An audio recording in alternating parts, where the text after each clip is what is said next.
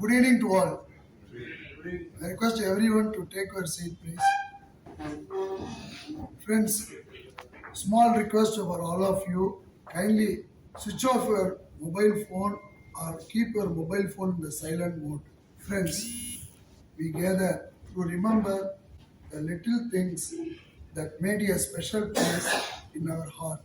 To remember those happy times when we laughed and those times when our heart broken as one. For who could put a price on memories? We gather to share the pain, to hurt when you hurt without presuming that our pain is the same, to cry when you cry, and not to try hide or avoid our tears. For tears are memories in motion. We gather to give the gift of grief, to stand beside you in silence and not to be uncomfortable with your tears, to allow you the gift of mourning this loss and not lose patience. It is an important day when we gather together to honor your life and mourn your death. Time stands still for just a moment as we stand here to acknowledge that someone has touched our lives, has left an imprint on our hearts, and that our souls are eternally changed. Our good friend dr.J.P. Rajkumar left this life on 27th April 2023, but his spirit and his living made a difference and will continue to do so as long as each of you remember him in your hearts and carry the lessons of his life with you. Many people will walk in and out of your life, but only true friends will leave footprints in your heart. May I request Praveen Kumar to welcome the gathering. அனைவருக்கும் மாலை வணக்கம். இன்று மறைந்த doctor திரு ராஜ்குமார் அவர்களின் இரங்கல் கூட்டம்.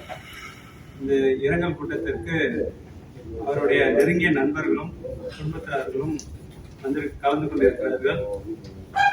இந்த நெருங்கிய நண்பர்கள் அனைத்து நிகழ்ச்சியிலையும் அவர் இருப்பார். ஆனா இன்னைக்கு அவர் இல்லாம அவருக்காக நம்ம எல்லாம் சேர்த்திருக்கோம்.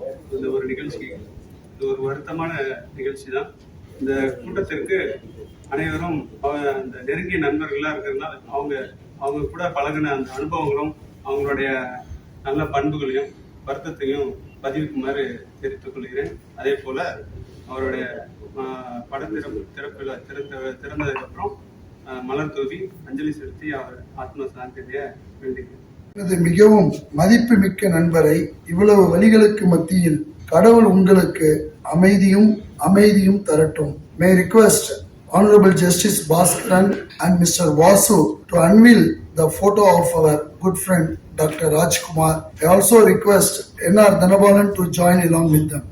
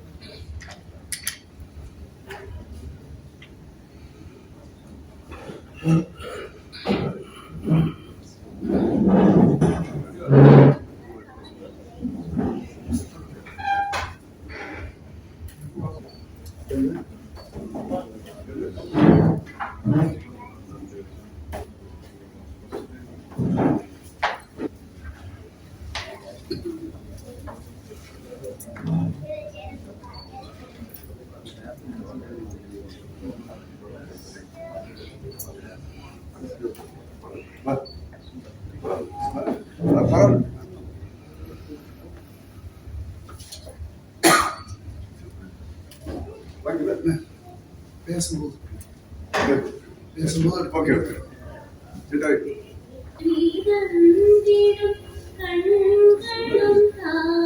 உலகின் பெரும்பாலான சமூகங்களில் மரணம் என்றாலே ஒரு எதிர்ப்பு மனநிலையை பார்க்கிறோம். ஆனால் அது முற்றிலும் தவறான பார்வை என்பது உங்களுக்கு தெரியுமா? மரணம் என்பது பேரழிவல்ல, அது வாழ்க்கையின் இன்றியமையாத ஒரு அம்சம் என்பதையும் ஓர் ஆன்மீக சாத்தியம் என்பதையும் உணர்த்தும். மரியாதைக்குரிய என்ஆர் தனபாலன் அவர்களை டாக்டர் ராஜ்குமார் அவர்களின் நினைவுகளை பகிர்ந்து கொள்ளுமாறு கேட்டுக்கொள்கிறோம்.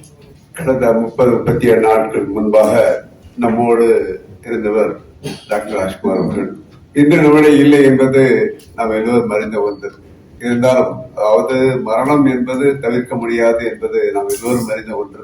இன்று இருப்பது நாளை இல்லை என்றிருந்தாலும் நம் வாழ்க்கையிலே பழகியவர்கள் எத்தனையோ பேர் காலங்கள் மாறினாலும் நம் நெஞ்சை விட்டு அகலாது இருப்பவர்கள் ஒருவர் நம்முடைய ராஜ்குமார் அவர்கள். அவருடைய உறவு என்பது இன்டர்நெட்ல எனக்கு கிட்டத்தட்ட 30 ஆண்டுகளுக்கு மேலாக என்னை அதாவது அவருக்கு அறிமுகப்படுத்தி வைத்தது நம்பி நாகராஜன் அவர்கள் தான்.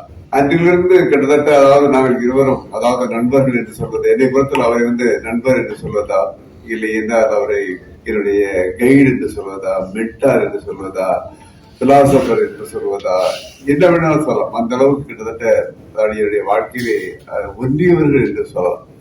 அவர் டாக்டராக இல்லை நிச்சயமாக, அதாவது அவரை பொறுத்தவரை அவருடைய குடும்ப நிகழ்வுகளில் இருந்து குடும்பத்துடைய ஆலோசனை சொல்வதில் அத்தனையுமே அவரோடு அவர் என்னோடு ஒட்டி இருந்தார் என்றுதான் சொல்ல வேண்டும். அதாவது டாக்டராக இருந்தாலும் எனக்கு உடம்பு சரியில்லை என்றால் பிரிஸ்கிரிப்ஷன் கொடுப்பது மட்டும் அவருடைய வேலை இல்லை. சரியாக காலையில் ராத்திரி 12 மணிக்கு போன் பண்ணி அண்ணாச்சி எப்படினாச்சு உடம்பு, காலைல 6 மணிக்கு போன் பண்ணி எப்படினாச்சு உடம்பு, அப்படி ஒரு கேட்கக்கூடிய ஒரு நல்ல மனிதர். அது அதுக்காக மட்டுமல்ல, இந்த பார்த்தீங்கன்னா இன்று அதாவது கிட்டத்தட்ட இங்க அழைத்திருப்பவர் கிட்ட அவருக்கு ரொம்ப ஒரு நெருக்கமான அந்த வாசவர்கள் நான் போன் செய்த பொழுது நான் குயோடியில மைசூர்ல இருக்கிறேன் எப்படி வந்தார் சொன்னாங்க. அப்போ அதற்கு என்ன காரணம் என்னன்னா அவர் குயில் கொண்ட ஒரு அளவில்லாத ஒரு பிரிய பற்று பாசம் என்றுதான் சொல்ல வேண்டும். அந்த அளவுக்கு அவங்க சேர்ந்தவர்கள் அதான் கிட்டத்தட்ட இங்க இருப்ப எல்லோருமே அவரை அதாவது ஒரு டாக்டராக ஒரு நண்பராக என்பதற்கு கிட்டத்தட்ட எங்களையெல்லாம் இடைக்கு ஒரு பாலமாக இருந்தார் என்று சொல்ல வேண்டும். அதாவது கிட்டத்தட்ட பார்த்தீங்கன்னா அவரை நான் சந்தித்தது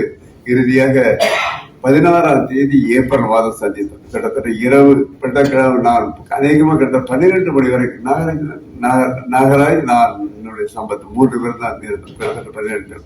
அதாவது 9ஆம் தேதி நான் அவரை சந்திக்க வருகிறேன் என்று சொன்னேன். அந்த வர முடியாத சூழ்நிலை அவர் வருத்தப்பட்டதை பார்க்கும்போது பார்த்தீங்கன்னா என்னவோ தனக்கு அதாவது இதோ நான் கேட்டு அதை மறுத்து விட்டதை பூர்வ நினைப்பு அந்த அளவுக்கு கண்டிப்பா பண்ண. அதற்கு அடுத்தபடியாக அதுக்கு அடுத்த வாரம் பார்த்தீங்கன்னா என்னுடைய மகன் அவரை கடைசியாக சேர்த்து மகனும் மருமகனும் சேர்ந்து சந்தித்து மட்டுமல்ல கடைசியாக பேஸ்புக்ல போஸ்ட் செய்த போட்டோ அதுதான். அதற்கு அந்த நெருங்கிய ஒரு உறவினராக இருந்தார்கள். அதுவும் மிகையாகாது. டாக்டர் பிரதர் அவர் குலத்தை சொல்ல வேண்டும் என்றால் அதாவது கிட்டத்தட்ட ஒரு எறும்புக்கு கூட தீங்கு இழைக்காது. எதுக்குனாச்சு நம்ம அடுத்தவங்கள்ட்ட பகை எனக்கு பகைவனே இருக்கக்கூடாது நினைக்கிறேன். யாருமே எனக்கு எதிரி இருக்க, அவன் எதிரியாக இருந்தாலும் சரிதான். நான் நிச்சயம் எனக்கு கொல்ல வந்தாலும் ஏப்பா நான் அந்த தப்பு படத்தில் நான் கேட்கக்கூடிய மனநிலை எதுக்குனாச்சு இறைவனை பொறுத்தளவில் எனக்கு அந்த மன நிறைவு கொடுத்திருக்காரு. இறைவனை பொறுத்தளவில் எனக்கு பணம் அதிக வேணும் அந்த ஆசை எனக்கு இல்லை. என்னை பொறுத்தவரை எல்லாம் கொடுத்திருக்கிறார். என் நல்ல அதாவது மகனை கொடுத்திருக்கிறார், நல்ல பேரம்பேத்தியை கொடுத்திருக்கிறார், எனக்கு வாழ்க்கை தேவையான செல்வங்களை கொடுத்திருக்க. அப்படி அதே போன்று நிறைய அதாவது கிட்டத்தட்ட பாத்தீங்கன்னா அதாவது திருநெல்வேலியில தூத்துக்குடியில திருச்செந்தூர் கிட்டத்தட்ட 160 ஏக்கர் நினைக்கிறது மிகப்பெரிய ஒரு சிக்கலை சிக்கிக் கொண்டார். அப்பொழுது கூட நான் பல முறை கேட்டிருக்கிறேன், டாக்டர் நான் ஏதாவது உங்களுக்கு உதவி செய்யலாம் ஏழாச்சு பாத்துக்கிட்டேன். இறுதி வரை பாத்தீங்கன்னா அந்த சிக்கல் இருந்து அவருக்கு நம்முடைய அதாவது ஒரு வேளை பணம் நம்மகிட்ட கேட்டு விட்டார், உதவி கேட்டு விட்டார், நம்முடைய உறவு பாதிக்கப்படும் என்று நினைத்தார் எனக்கு தெரியவில்லை. கிட்டத்தட்ட கிருஷ்ணாபேட்டையில் இருக்கிற அந்த அவருடைய அந்த கிளியை வச்ச கடத்தை பொறுத்தவரை முழுக்க படுத்தினால குடிசை இன்றாவது ஓரளவுக்கு வீடுகள் அன்று கிட்டத்தட்ட முழுக்க கொடுத்து அதாவது மீன மக்களும் இருக்கிற துப்புர தொழிலாளர் மட்டுமே வாழக்கூடிய பகுதி. ஆனால் அந்த பகுதியை பொறுத்தவரை அவர் எவ்வாறு பார்த்தாங்கன்னா கிட்டத்தட்ட அவர் அதாவது ஒரு கடவுளாக பார்த்தார்கள். இரவு 12 மணி 1 மணி வரைக்கும் அங்கே கூட்டம் இருக்கும். அந்த அளவுக்கு இருந்தால் அவருக்கு வந்து அங்கே பணம் காசு வைத்து என்ன கேட்ட சொல்லாத சினிமாவில் காட்டுவது போல பணம் யாருக்கு இல்லை என்று வந்தாலும் கூட மருந்தும் மாத்திரையும் கொடுத்து காசு கொடுத்து போகக்கூடிய அளவு அந்த மக்களோடது. அதாவது நாங்கள் அதாவது கிட்டத்தட்ட ஒரு அநேகமா ஒரு 10 ஆண்டுக்கு முன்பு இருக்கும் நினைக்கிறேன். டாக்டர் பேட்ரிக் யாஸ்வடியான் அவர்களுக்கும் மயில்வாகன் அவர்களுக்கும் டாக்டர் அவர்களுக்கும் வந்து அவங்களுக்கு நாங்கள் ஒரு பாராட்டு கூட்டம் வைத்திருந்தோம். அப்பொழுது சொன்னார், அதாவது ராமகிருஷ்ணன் மறைந்து விட்டார், எங்களுடைய அறிவை இயக்கத்தை சேர்ந்தவர். நான் எனக்கு ஒரு 2 நிமிடம் பேச வேண்டும், அனுமதி வேண்டும். எங்களுடைய 4வது தலைமுறையாக டாக்டர் அவர்கள் எங்களுடைய வைத்தியம் பார்க்கிறார்கள். அவரன்றி நாங்கள் எங்கும் செல்லவில்லை என்று சொல்லிவிட்டது மட்டுமல்ல, அந்த இடத்துல கண்ணீர் விழுத்து அந்த அளவுக்கு, அதாவது தன்னை பேஷண்டாக யாரையும் பார்க்கிறது உறவினராக பார்த்தார் அன்பு டாக்டர் அவர்கள். ஏன் அதோடு மட்டுமல்ல, பார்த்தீங்கன்னா அவருடைய குடும்பம், மன்னன், தம்பி யாரா இருந்தா சரி அவர்களுக்கு முழுமையாக அவர் உதவி செய்து வந்தார். நான் அறிவேன் என்பதை விட பார்த்தீங்கன்னா அவருடைய தம்பி ஒரு காலை எடுக்கக்கூடிய ஒரு சூழ்நிலை வந்தது. அப்போ சொல்ற, அதாவது கலாவுக்கு தெரிஞ்சா ரத்தம் போடுவானாச்சு, அதனால அவளுக்கு தெரியாம செய்யறது அந்த அளவுக்கு மறைமுகமாக தன்னுடைய உறவினர்கள், அதே மாதிரி தன்னை சேர்ந்தவர்கள் யாராவது, அதாவது நன்றாக தன்னுடைய குடும்பத்தை சேர்ந்தவர்கள் நன்றாக வாய்விட்டு பாராட்டுவார், போன் மீது பாராட்டுவார். இந்த அளவுக்கு மனம் நிறைந்து பாராட்டக்கூடிய ஒருவராக இருந்தார். ஏன் அவருடைய ஃப்ரெண்ட்ஸ் எடுத்துக்களுக்கு கிட்டத்தட்ட பாத்தீங்கன்னா, அதாவது நீங்க பேட்ரிக் ஆசிரியர் கிட்டத்தட்ட அவருக்கு 80 வயதுக்கு மேல கிடையாது, 85 வயதுக்கு இருக்கிறீங்க. அவரும் ஒரு ஃப்ரெண்டு தான். ஏன்னா 2 பேரும் ஒன்றாக சாப்பிடுவார்கள். அதே போன்று அவருடைய மகளுடைய கூட யஷ்வந்தும் ஒரு ஃப்ரெண்ட். இதை பாத்தீங்கன்னா அந்த வீரேஸ்வரர் இந்த அளவுக்கு இங்க அந்த அளவுக்கு எல்லோருடைய ஒரு நட்பாக இருக்கு. அவர் நட்பு வண்ணம் எடுத்துக்கொண்டீங்கன்னா அனைவரும் IAS ஆபீசர், IPS ஆபீசர், இன்னும் கேட்டு சினிமாத்துறை சேர்ந்த நம்முடைய வாசு மட்டுமல்ல, அவர் மட்டும் ரத்தன் ராஜ் போன்று பாரதி ராஜா, சந்திரசேகர், அவருடைய நட்பு வட்டம் அது பெரியது. அது குறிப்பாக சொல்ல வேண்டும், அந்த ராமேஸ்வர ராஜா அவர்கள் சொல்லுவார்கள். அந்த ராமேஸ்வர ராஜா நான் கிட்டத்தட்ட ஒன்னா பிறக்கல, எப்படி அந்த அளவுக்கு 2 பேரும் ஒரே தாயார் வயிற்று பிறக்கல ஒரு குறை தான். அவங்க அம்மாவே சொல்லுவாங்க, எப்படி சொல்லுவாங்கன்னாக்கா, இது வந்து என்னுடைய இன்னொரு பிள்ளை நாங்க அம்மா சொல்றாங்க, அந்த அளவுக்கு வாயிலேயே சொல்லக்கூடிய. அதே போன்று பாத்தீங்கன்னா அவருடைய தங்கை மேகலா சொல்லலாம், அவர் மீது அவரு மனோகர் அவருடைய மச்சான், இப்படி இந்த கிட்டத்தட்ட 2 பேரும் நண்பர்களாக தான் இருப்பார்கள். 2 பேரும் ஒன்றாக கிட்டத்தட்ட அவர்கள் மச்சான் மாதிரி தெரியும், கிட்டத்தட்ட நண்பர்களாக அந்த அளவுக்கு. அதே போன்று சொல்லுவார், வாய்ப்பட்டு அன்று சர்ச்சையோட சொன்னேன், நீங்க பாருங்களா மனைவிலாம் பெரிய அறிவாளி, மிகப்பெரிய இடத்துக்கு அப்படி வாய்ப்பட்டு சொல்லக்கூடிய. அதுக்கு நன்னுடைய நட்பு வட்டத்தை மட்டுமல்ல ஏற்பட்டது இன்று பெரிய ஒரு தாக்கத்தை என்பதை விட என்னை பொறுத்தவரை கிட்டத்தட்ட மிகவும் ஒரு பெருமையை ஏற்படுத்தி விட்டது. பொதுவாக இதுவும் கடந்து போகும் என்று நினைக்கக்கூடிய ஒருவர் ராஜ்குமார் அவருடைய இறப்பு என்பது என்னையெல்லாம் மிக மிக மிக பாதித்து விட்டார். ஏனென்றால் எதை இருந்தாலும் ஆலோசனை கேட்போம், உடலுக்காக சொல்ல எல்லா விதத்திலும் இன்னும் பல திருமணங்களும் அவருடைய யோசனை என்னுடைய குடும்பத்தில் நடந்திருக்கு. அந்த அளவுக்கு அவருடைய மகள் ஒரு 70 ஆண்டு விழாக்கு ஒரு புக் அவருடைய வாழ்க்கை சரிதை போட்டிருந்தார். அப்படி ஒரு கட்டுரை கேட்டிருந்தார். கட்டுரை கேட்ட அந்த கட்டுரையில் எழுதியது என்ன எழுதியிருந்தது என்றால், அதாவது கலைஞர் அவர்களுக்கு ஒருமுறை நம்முடைய காமராஜ் அரங்கத்திலே பாராட்டு விழா நடைபெற்றது. அப்பொழுது சிவாஜி கணேசன் அவர்கள் பேசுவது சொன்னார், நண்பா நீ வாழ வேண்டும், நீ வாழ்ந்தால் தமிழ் வாழும், தமிழகம் வாழும், தமிழ் மக்கள் வாழ்வார்கள். ஆகையால் வாழ வேண்டும் என்றால் இன்னும் என்னை பொறுத்தவரை இன்னும் ஒரு 20 ஆண்டுகள் நான் வாழ்ந்தேன், நான் கிழவனாகிவிட்டேன், நான் எல்லா வாழ்க்கையில் எல்லாத்தையும் முடித்து விட்டேன். உண்மையிலே எனக்கு 100 ஆண்டு இருக்கும் என்றால் அந்த 30 ஆண்டு நாம் நீ வாழ வேண்டும் என்று தந்த முடியும் என்று சொன்னார். அதைத்தான் நான் சொன்னேன். நான் டாக்டர் பொறுத்தளவு அவர் இருந்தால் எத்தனையோ ஏழை எளிய மக்கள் பயன்படுவார்கள், எத்தனையோ பேர். ஆகையால் அப்படி ஒரு எண்ணம் இருந்தால் நிச்சயமாக நான் என் வாழ்நாளிலே நான் வெறும் மிச்சத்தை அவருக்கு தருவேன் என்று சொல்லி அந்த அளவுக்கு எங்கள் ஒன்றியத்தில் என்று இல்லை என்ற ஒரு குறையை தவிர அவர் நிச்சயமாக நம்மோடு தான் இருக்கிறார். அது சொன்னார்கள், அதாவது அவர் அழியவில்லை, விதைக்கப்பட்டிருக்கிறார் என்றும் இந்த உலகம் இருப்பார் சொல்லிக்கொண்டு எங்கள் ஆண்டு இரவை தெரிவித்துக் கொள்கிறது. அவர்களுடைய நெருங்கிய நண்பரும் கடைசியில் ஒரு வாரத்திற்கு முன்பு அவர்கள் நீண்ட நேரத்தை செலவு செய்தது மரியாதைக்குரிய என்ஆர் தனபாலன் அவர்களுடனும் கருநாகராஜன் அவர்களுடனும். மரியாதைக்குரிய கருநாகராஜன் அவர்களை அழைக்கிறோம். நம் வாழ்க்கையில் ஒரு சகோதரரை இழந்த ஒரு துயரத்தை நாங்கள் அனுபவித்துக் கொண்டிருக்கிறோம். அண்ணன் அவர்கள் சொன்னதை போல 30 ஆண்டுகள் என்று சொன்னால், நான் 35 ஆண்டுகளாக சென்னைக்கு வந்த பொதுவிலிருந்து அவரோடு பழகிக்கொண்டேன். மாலை முரசு அலுவலகத்திலே பணிபுரிந்த காரணத்தினால் ஐயா அவர்களுக்கு, ராமச்சந்திர ஆயத்தனார் அவர்களுக்கு அவருக்கும் ஒரு உறவு முறை இருக்கிறது. அவருடைய மருமகனும் இவரும் மிக நெருங்கிய உறவினர்கள். அதன் அடிப்படையிலும் சரி, டாக்டர் அவர்கள் வெளி உலகத்திற்கு வளர்ந்து வருகிற பொழுது அவரை பற்றிய செய்திகள் எல்லாம் வெளியிலே வர வேண்டும் என்ற ஆர்வத்தோடு தினத்தந்தியிலே, மாலை முரசு, பத்திரிகைகளிலே அவருடைய செய்திகளை வெளியிடுவதன் மூலம் மேலும் மேலும் அவரோடு ஒரு நெருக்கமான நட்பு, என்ன சொல்வது என்று தெரியவில்லை, அந்த அளவிற்கு ஒரு உயிருக்கு உயிரான ஒரு நண்பராக, சகோதரனாக, உறவினராக தினசரி அவரிடம் பேசாமல் இருக்கும். தினசரி ஏதாவது ஒரு முறை அவரிடம் நான் பழகி ஒரு பிறந்த நாளை கூட நான் விட்டதில்லை. ஒவ்வொரு பிறந்த நாளுக்கும் அவரை சென்று நேரில் நான் வாழ்த்தி இருக்கிறேன். இந்த கடைசி பிறந்த நாளைக்கு மட்டும் காலை தொட்டு கும்பிட்டேன். என்ன நாராஜ் இப்பெல்லாம் பண்றீங்க அப்படின்னு பதட்டப்பட்டேன். இல்ல சார், ஏதோ மனசுல பட்டுச்சு அப்படின்னு நான் காலை தொட்டு கும்பிட்டேன். ஒவ்வொரு பிறந்த நாளைக்கும் போனவன் இறந்த நாளைக்கும் நான் வர முடியவில்லை. பாரத பிரதமர் அவருடைய அந்த ரேலி இன்சார்ஜ் எனக்கு கொடுத்திருந்தார்கள் அன்றைக்கு பெங்களூரில. அதனால நான் பேசினேன். என் பையன், என் குடும்பம் எல்லாம் அங்கதான் இருந்தாங்க. ஒருவேளை கடவுள் நீ அவருக்கு பிறந்த நாளா பார்த்து பழகிட்டா, நீ இறந்த நாளைக்கு போக வேண்டான்னு எனக்கு சொன்னார். என்னமோ தெரியல. படிப்படியாக ஒரு மிகப்பெரிய நட்பு வட்டாரம். யாரிடம் பழகினாலும் அவர்கள் முன்னேற வேண்டும், அதான் அவருடைய ஆசை. எல்லாத்தையும் பேசும்போது என்ன சொல்ல, உனக்காக நான் பிரார்த்திக்கிறேன், உனக்காக நான் தேவனை, நீங்க நல்லா வருவீங்க, நீங்க கவலைப்படாதீங்க. எனக்கு மட்டும் இல்ல, அவர் யார்கிட்ட பழகிறாரோ அத்தனை பேருடைய முன்னேற்றமும் என்னுடைய பிரார்த்தனையால் கிடைத்தது என்ற புண்ணியம் இருக்கட்டும் என்று நினைக்கக்கூடிய ஒரு மனிதர் இந்த காலத்துல இருக்கவே முடியாது. ஒவ்வொரு நாள் இரவும் சந்தித்து விட்டு நாங்கள் பெறுகிற பொழுது அது ஒரு சலிப்பே இருக்காது. நேத்தான டாக்டர் பார்த்தோம், 10 நாள் கழிச்சு பார்த்தேன், அப்படி இல்லை. டெய்லி பல இரவுகள் பேசிட்டு கிளம்பும் போது சாப்பிடுற உணவு கிடையாது, ஹோட்டல்லாம் மூடி இருக்கும். கடைசியில மனோரண்ண வீட்டுக்கு ராத்திரி 1:30 மணி, விடிய காலம் 2 மணி கதவை தட்டினா அவங்க தோசை ஊத்தி அந்த நேரத்துல என்னன்னு நினைக்க போறாங்க, நீங்க அதெல்லாம் நீங்க மேகலாம் ஒண்ணும் சொல்ல மாட்டாங்க. அப்போ அவங்க சாப்பாடு போட்டு ஒரு குழம்பு ரெடி பண்ணி, இப்படி எல்லாம் எந்த காலத்துல யாரையும் பார்க்க முடியாது. ஒரு MBBS பட்டம் வாங்கியிருக்கலாம், ஆனா அதே யூனிவர்சிட்டி இன்னொரு கௌரவ டாக்டர் பட்டமும் நம்ம டாக்டருக்கு தான் கொடுத்து நான் பார்த்தேன். MBBS டாக்டர் பட்டம் எல்லாரும் வாங்குறாங்க.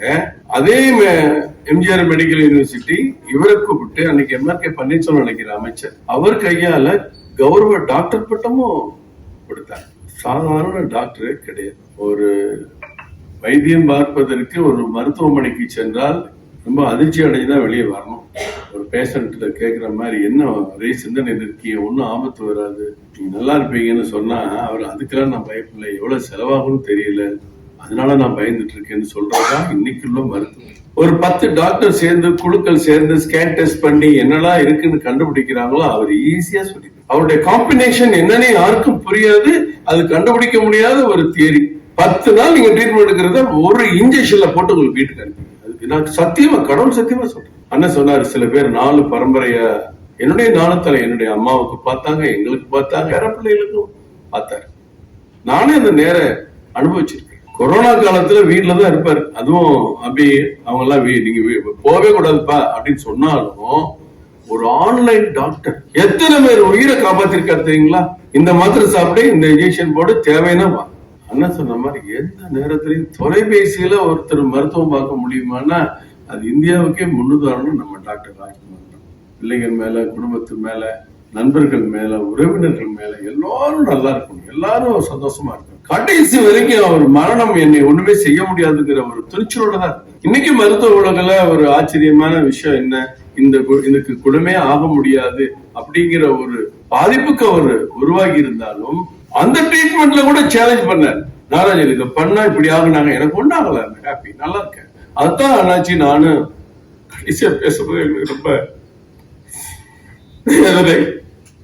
சொல்ற மாதிரி அவர் வாழ்க்கையில நாங்க மறக்கவே முடியாது.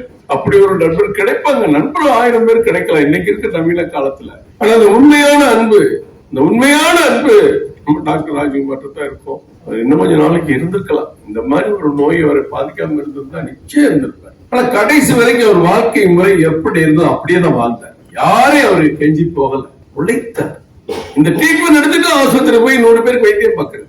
உயர்ந்த சிந்தனை உள்ள மனிதர் தன் மகன் மீதும், மகன் மீதும், தன் மருமகர்கள் மீதும், சகோதரி சகோதரர்கள் மீதும் எப்படி பாசம் வைக்கணும் அப்படின்னு அவரை பார்த்துதான் நம்ம எல்லாம் தெரிஞ்சுக்கணும். ஒரு அளவுக்கு மேல முன்னேறிட்டா சொந்தக்காரங்களை பார்க்காத ஒரு சூழல் இன்றைக்கு வாழ்க்கையில இருக்கு. அப்படி நினைச்சு பார்த்ததே கிடையாது. எனக்கு தெரிய சத்தியமா பார்த்தது ஏதாவது ஒரு வகையில எவ்வளோ எங்க அத்தை, எங்க பாட்டி, எங்க சின்னத்தை பதிவுல போடுறாரு.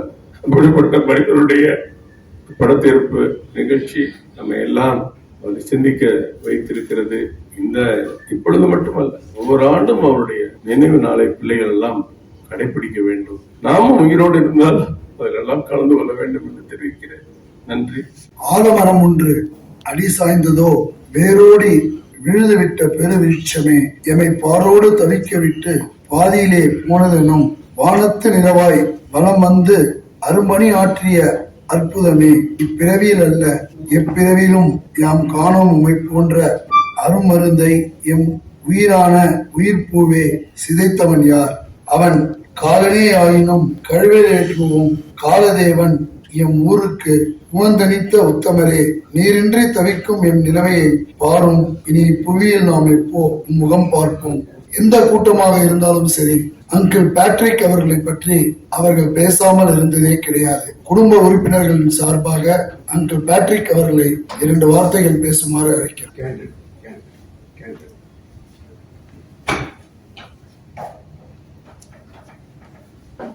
Friends, at the outset, I wish to thank the organizers. I'm sorry to talk in English. I can't speak fluently in Tamil. Although I did my schooling in Christian College High School, and I took the Tamil medium. Once I got into medical college, my knowledge of Tamil slowly faded away. I hope you'll pardon me if I speak in English. I thank the organizers for giving me this opportunity of paying my few tributes to late Dr. Rajkumar. As I mentioned at the time of the prayer meeting, soon after the funeral service, Rajkumar, my wife and I were very lucky to have got Rajkumar as our Sambandhi. I'd say he was more than a Sambandhi. He was like a surrogate younger brother to both of us. Particularly in the last few years, every week he will phone either me or my wife because he knew we were aging. He'll phone up to find out whether we were all right. And then my wife and he will exchange some recipes. He was always fond of cooking, so we'll always exchange these recipes. And so we were very close to one another. And my son married his daughter more than 2 decades ago. And the past 22 years or so, we have not had a single day of any misunderstanding or fights or quarrels, squabbles, nothing at all. Very peaceful coexistence we had. And on festival days, Christmas, Easter, and on birthdays, either they will come to our house or we'll go to their house and spend a few hours of quality time. Rajkumar was a man with Epicurean tastes. He loved good food, loved good scotch, loved to dress well, he loved music, he loved movies. And he also loved to throw parties. I think all of us have attended some of his parties. They were not parties just for eating and drinking. He wanted the company of all his friends here. That was his main idea of throwing these parties. And these parties will go on very late in the night or even into the next morning it will go on. So Rajkumar was somebody whom, he's a people's man. He was somebody whom everybody wanted. So I can go on talking about him for a long time, but I'm sure others would like to share their thoughts. So here was a man of great probity, a man of honesty, and above all, he was a man of God. So we miss him a lot. Hopefully, I pray that one day we both will meet once again face to face in a better world. Friends, அரிமா இயக்கத்தில் தன்னை அரிமாவாக இணைத்துக் கொள்ளாவிட்டாலும் அத்துணை அரிமா நண்பர்களிடம் நெருங்கி பழகக்கூடியவர். அரிமா இயக்கத்தின் சார்பாக முன்னாள் ஆளுநர், neuro physician and neuro surgeon doctor Girish அவர்களை 2 வார்த்தைகள் பேசுமாறு அழைக்கிறோம். It is with heavy heart that I stand before you to offer my condolences to this great personality, Dr. Rajkumar. In fact, I know him for several years. I have found him to be, and I admire him as a very dedicated and a committed doctor. I do admire him as an academician. I do admire him for his good communication. And I do admire him for his family, loving the family, which I've seen him in the WhatsApp messages which he sends. And I also admire him for the friendship. When the moment he is there, it is such a jovial ambience you have. And the jokes after jokes and make us all laugh actually. Such a lovely man. And one of the most important things is the younger generation of doctors should in fact emulate and follow him. Is what exactly our distinguished Dhanapalan sir has said, as well as our Vice President of BJP, Nagarajan, has been telling. That is, generations of people's families he has been treating. His communication is very good. In fact, you know, the present generation of doctors from north to south of India, east and west, are getting beaten up. One of the main reasons is the lack of communication. This is one of the major probable aspects, because I had gone around and several studies have done that communication is one thing which is lacking. If you have to learn communication, it must be from this great personality. In fact, I wish his style of communication and how he deals with the patients, maybe the next generation of his, can they write a book and it will for the doctors in time to come. When I say communication, Kalamazoo in North Michigan, 21 medical educationists from all over the world descended and found that doctors have got to be taught right from their student days the communication. And that is called the Kalamazoo concept. And it has been introduced into the MBBS curriculum 2 years ago. So by role plays every year, the doctors are teaching how to communicate with the patients. They are big role models. He is my teacher, Professor Patrick. And he is a good friend of mine, Dr. Rajkumar. I used to do a lot of health camps in and around Tipitane, T-Nagar and so on. Some of those camps we have joined together to do it. Beyond the call of duty, I used to go and do health camps. He also used to join. We were very much in the news headlines during that time when there was Malay Marzu and other things. In the evenings it used to come. He used to come along with me and we used to go. And very recently, he had been sending certain WhatsApp messages which are very meaningful. 2 or 3 of them, I'd just like to read it out. Do not bear, this is an advice he was giving to his children actually, 2 of these messages. Do not bear grudge towards anyone, and especially those who hate you. And those who like you, be thankful to them. But at the same time, be cautious. Another message, be good to be people, but don't expect them to be good to you. If you don't understand this, you end up with unnecessary troubles. Is a lovely message. The other one, you always live by thinking what this person thinks about you, but nobody is thinking about you. The fact remains that only you are thinking about yourself. This is again a very lovely message, which I loved. Another 3 more. In a large house of 5,000 square feet, your comfort is only in minimum 500 square feet. The rest 1,800 square feet is your ego, inflated ego. And on 21st April, he had sent these 2 messages. Maybe 17th was the photograph of Dhanapalan sir and his family. And on the 25th, NRD Prem and his family photograph was there in my, it's forwarded to me. And also Nagarajan, the Vice President of BJP, his photograph also was there, a long time friend. No one is indispensable. This was what he sent on the 21st April. It includes the wealth you possess.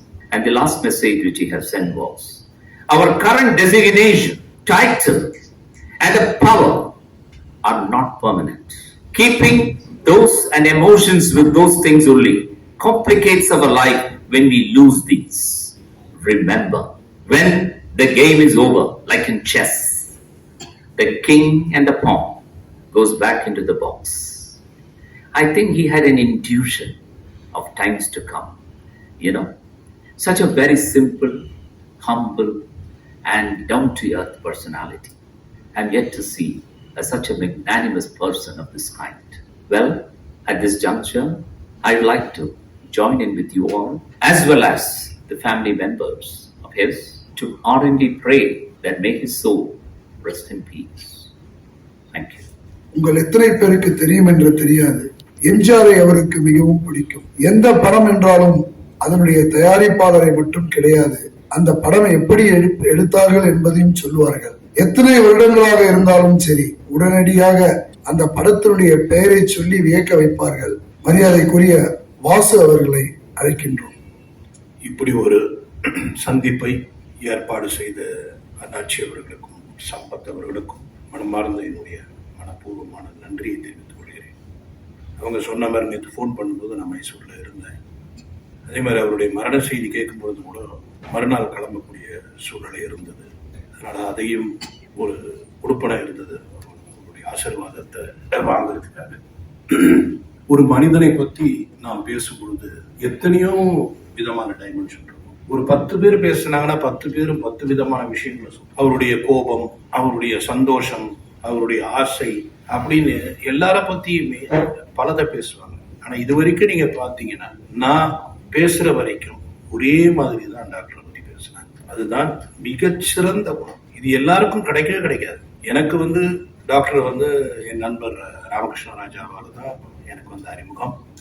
அவர் வீட்டில் ராமகிருஷ்ண ராஜா வீட்டில் அவர் குடியிருந்த காலம், அதை பத்தி எல்லாம் பேசுவோம், அதை பத்தி எல்லாம் சொல்லுவோம். நிறைய அவரோட நான் பேசியிருக்கேன் ராஜா சார் மூலமாக.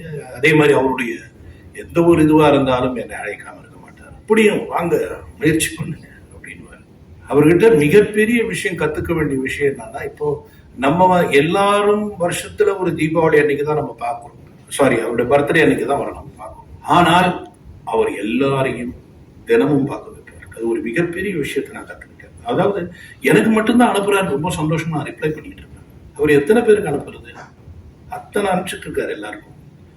ஒவ்வொருத்தரும் பேசும்பொழுது, ஒவ்வொருத்தரும் சொல்லும் பொழுது எனக்கு அது நல்லா இன்னும் புரிய ஆரம்பிக்குது. இதெல்லாம் நமக்கு மட்டும்தான் அனுப்புறாரு, நம்ம மேல மட்டும்தான் அவர் அவ்வளவு அன்பா இருக்காரு, நம்மளை பத்தி மட்டும்தான் பேசுறாரு அப்படின்னு நினைச்சுக்கிட்டு ரொம்ப ரொம்ப சந்தோஷமா இருக்கிற நேரத்துல இத்தனை சந்தோஷங்கள் உனக்கு மட்டும் இல்லையா, எல்லாருக்கும் நான் கொடுத்துட்டு இருக்கேன் அப்படின்னு ஒரு விஷயம். அதாவது அவர் மகனே எனக்கு நல்லா தெரியும், ஆனா அவருடைய மகனையும் மருமகனையும் எல்லாரையும் நான் தினம் பார்த்தேன். ஏன்னா எல்லாருடைய போட்டோவை அனுப்புவாரு. இன்னைக்கு என்ன நடந்ததுன்னா, அதுவும் அவருடைய வே ஆஃப் ட்ரெஸ்ஸிங் சார் ரொம்ப stylish. I can really say he can be அவருடைய ட்ரெஸ்ஸிங்ஸை எடுத்து என்னால ஒரு 10 பாட்டு பண்ணக்கூடிய அளவுக்கு அவருடைய ட்ரெஸ்ஸிங் சென்ஸ் நான் பார்த்திருக்கேன். இந்த வே ஒரு ட்ரெஸ் பண்ணும்போது அந்த இன்சர்ட் பண்றது கூட ஒரு ஸ்டைல் இருக்கும். அது எப்படி இன்சர்ட் பண்ணணும், எங்க பேண்ட் எப்படி போடணும், எந்த இடத்துல அதை ஃபிட் பண்ணணும் அப்படின்றத ரொம்ப பர்ஃபெக்டா பார்த்திருக்கோம். எப்படின்னே தெரியாது. அப்படி ஒரு படமும் அவரது பார்க்கும்பொழுது நான் முதல்ல அவரை ரசிப்பேன். அவரை ரசிச்சு இப்படி ட்ரெஸ் பண்றாரு, இவர் யாரையும் டிசைனை வச்சிருக்காரா?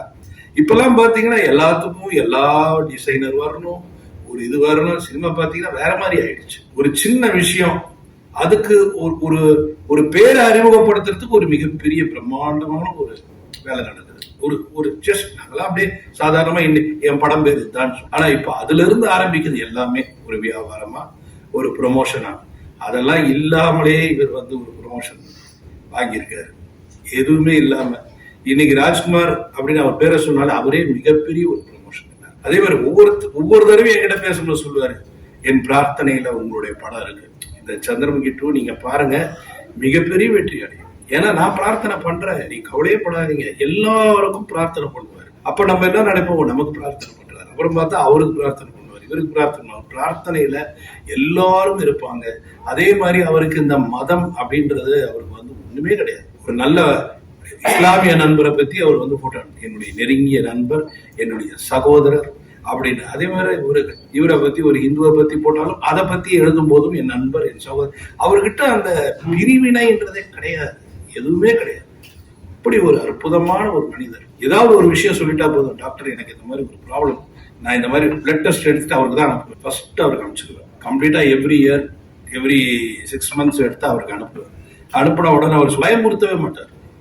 ஐயோ என்னது இது இப்படி இருக்கு அப்படி இருக்கு சொல்லவே மாட்டார். நீங்க எங்க இருக்கீங்க, இந்த 3 மணிக்கு இங்க வாங்க அப்படின்னு பொதுவா ஒரு இடம் பாக்ஷர்ட்னா வந்துடுவாரு. எனக்காக வராரு, ஒரு வரணும்னு இல்லை, எனக்காக வருவார். வந்துட்டு அதை பார்த்த உடனே இந்த இடம் தான் கொலஸ்ட்ரால் கொஞ்சம் இதா இருக்கு அப்படி இப்படின்னு சொல்லிட்டு அதுக்கப்புறம் அந்த மருந்து நான் அனுப்புறேன். மருந்து அது உங்களுக்கு எல்லாரும் தெரிஞ்ச விஷயம் தான், அதை தான் சொல்றேன் நான்.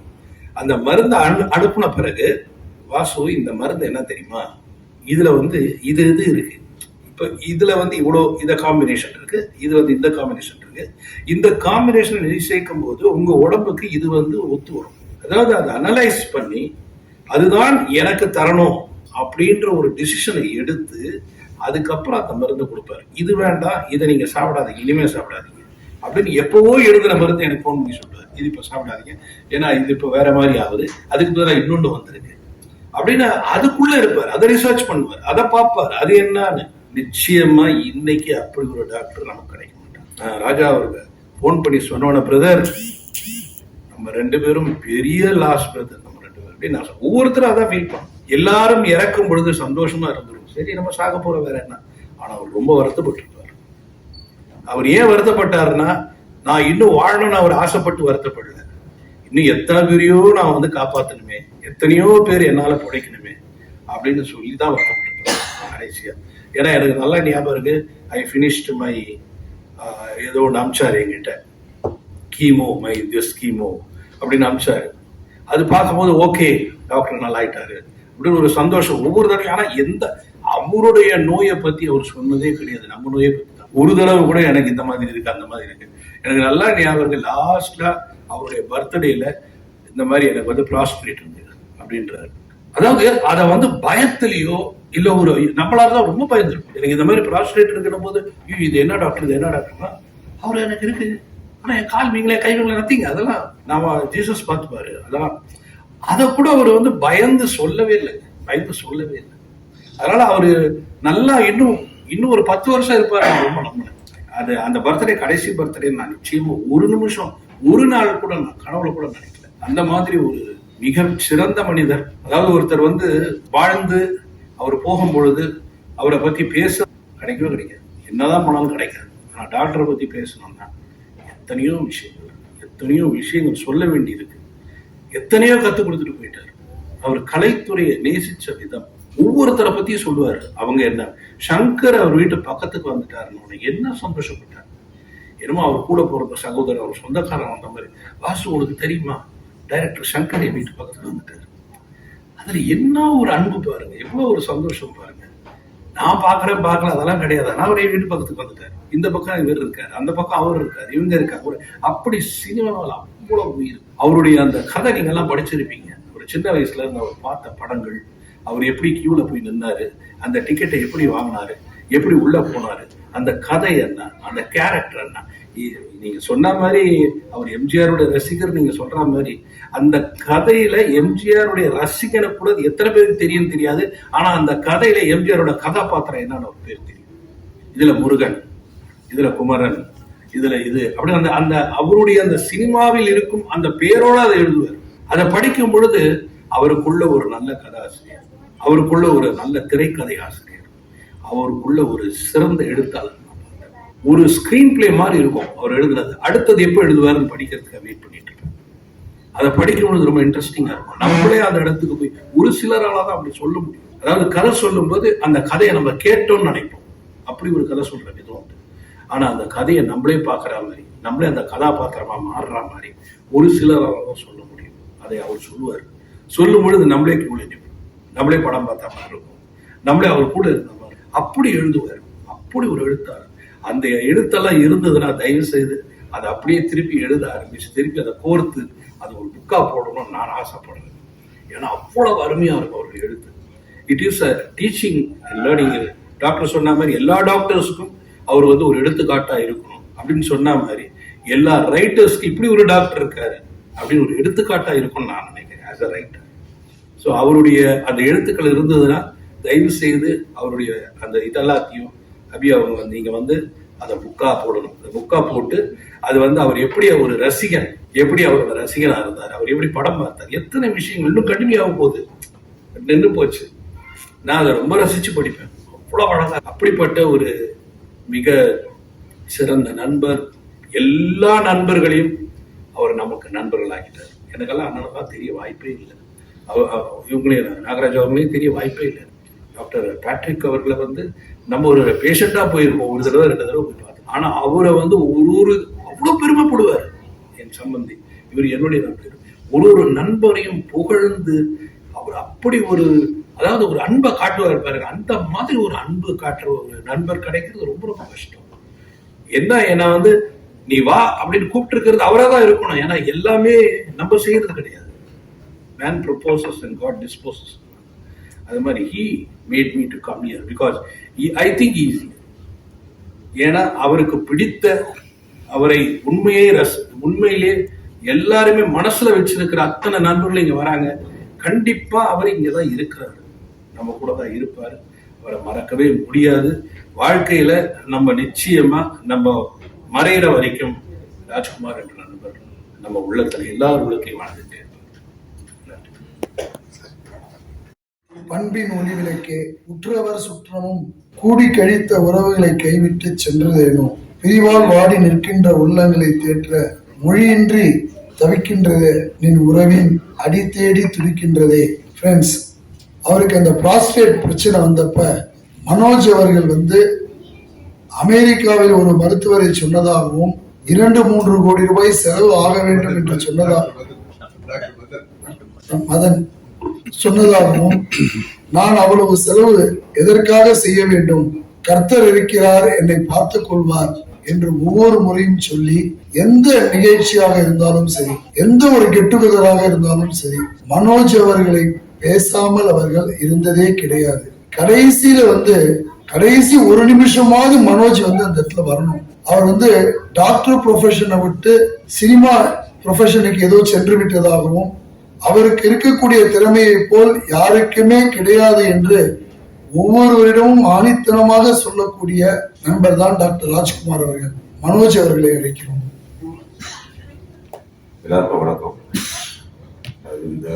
இந்த காலகட்டத்தில் ஒருத்தர் இறந்துட்டாங்கன்னா அவங்க இறந்துட்டதை போய் பார்க்கறதுக்கு, அவங்களுக்கு போய் அந்த கடைசி மரியாதையை செலுத்துறதுக்கு, அதுக்கே நம்ம எல்லாருக்குமே நிறைய சிரமங்கள் இருக்கு. நம்ம போகக்கூடாதுன்னு நினைக்கிறது இல்லை. ஆனா பல சந்தர்ப்ப சூழ்நிலைகளால ஐயோ இதனால என்னால போக முடியாது, நான் அப்புறமா போய் அவங்களுடைய குடும்பத்துக்கிட்ட நான் துக்கம் விசாரிச்சுக்கிறேன் அப்படின்ட்டு நினைக்கலாம்.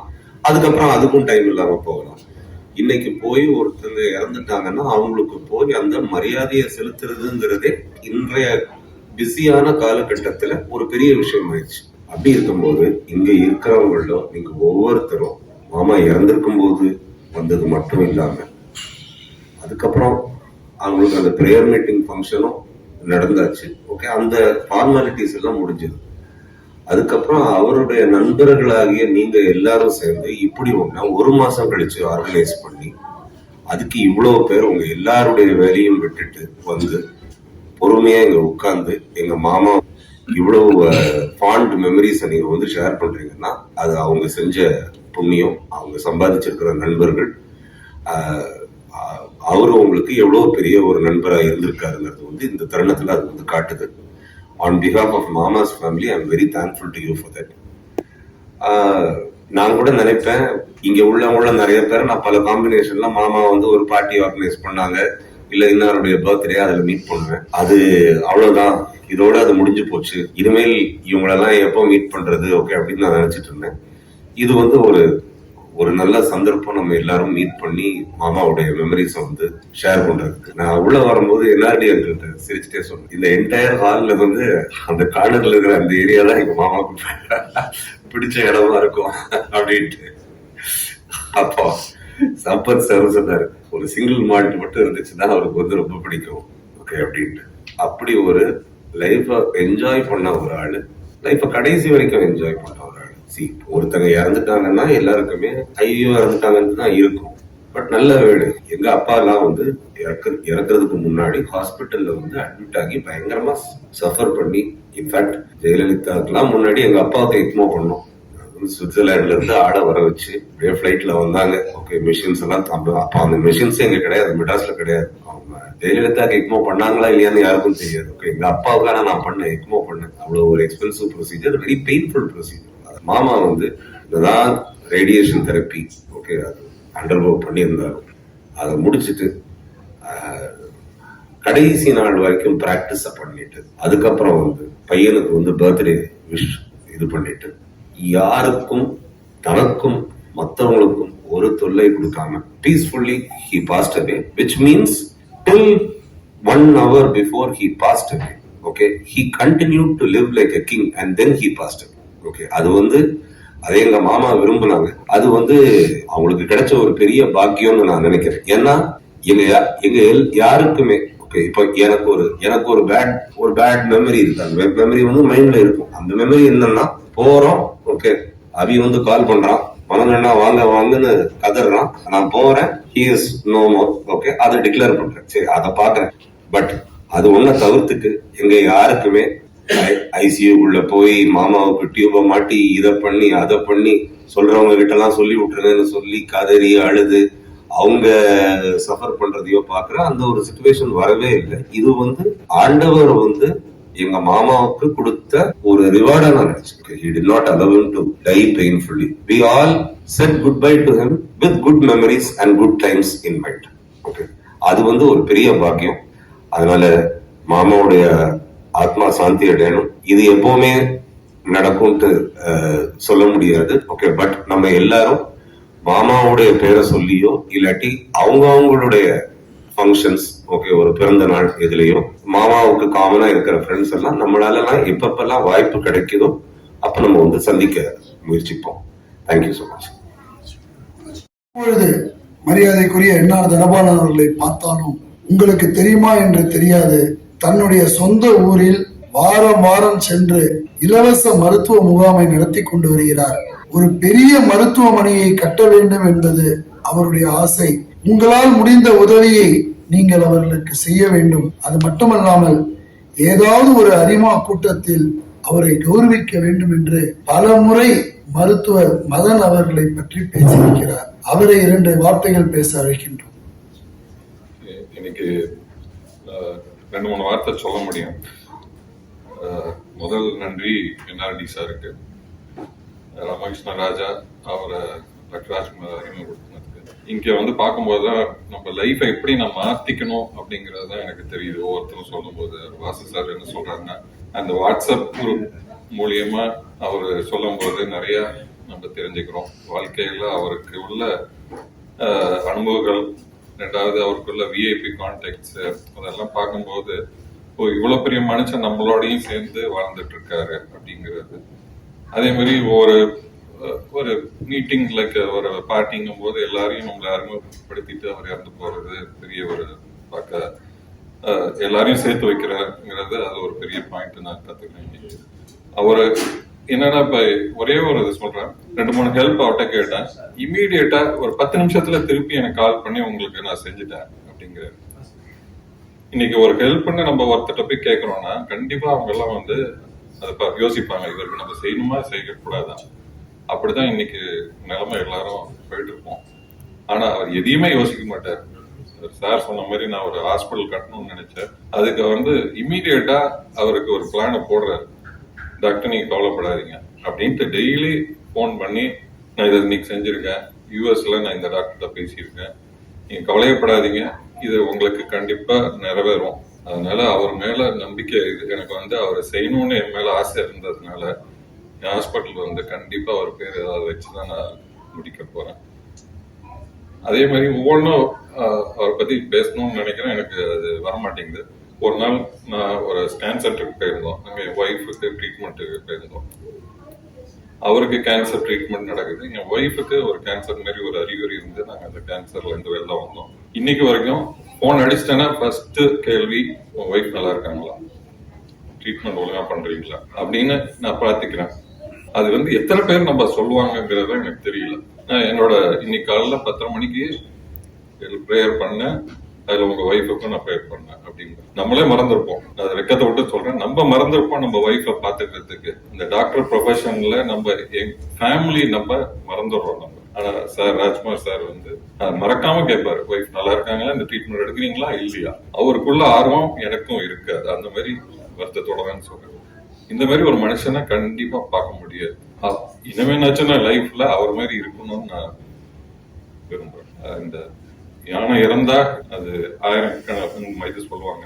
அவரு இறந்ததும் இன்னைக்கும் 1000 கோடி போலதான் நான் நினைச்சுக்கிட்டு நாங்க இந்த வேலையை போயிருக்கோம். தேங்க்யூ. டாக்டர் ராஜ்குமார் அவர்களுடைய நெருங்கிய நண்பர் டாக்டர் அப்துல் ஜபார் அவர்களை பேசுமாறு அழைக்கிறோம். எல்லாருக்கும் வணக்கம். நீங்கள்லாம் ஒரு ராஜ்குமாருக்கு ஒரு நண்பராக தான் எல்லாம் பேசுனீங்க. I think I am little above that.